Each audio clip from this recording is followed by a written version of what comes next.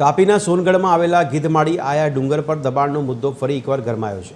આદિવાસી સમાજના પ્રાચીન દેવસ્થાન પર કરાયેલા કથિત દબાણને દૂર કરવા માટે દેવ બિરસા સેનાએ વ્યારામાં વિશાળ રેલી કાઢી કલેક્ટરને આવેદનપત્ર પાઠવ્યું। ગીધમાળી આયા ડુંગર પર લાંબા સમયથી દબાણનો વિવાદ ચાલી રહ્યો છે।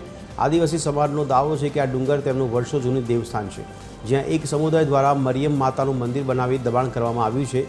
વર્ષ 2023માં મુખ્યમંત્રી કચેરી દ્વારા આ દબાણ હટાવવાનો આદેશ અપાયો હોવા છતાં હજુ સુધી કોઈ કાર્યવાહી ન થતાં આદિવાસી સમાજમાં ભારે રોષ જોવા મળી રહ્યો છે।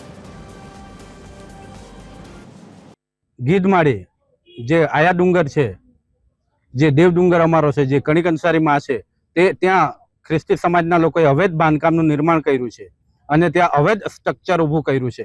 તો એને તાત્કાલિક ધોરણે તોડવામાં આવે, એ અવૈધ બાંધકામ દૂર કરવામાં આવે, એના માટે અમે મોટી સંખ્યામાં આદિવાસી સમાજ ભેગા થઈને આજે આવેદન પત્ર કલેક્ટર સાહેબને આપ્યું છે અને કલેક્ટર સાહેબે અમને બહુ ખૂબ સરસ અને શાંતિથી સાંભળ્યા છે અને 15 દિવસની અંદર આ ડિમોલેશન, આ જે અવૈધ નિર્માણ થયું છે ગીધમાળીમાં, એ દૂર કરવામાં આવશે એવી બાંહેધરી આપી।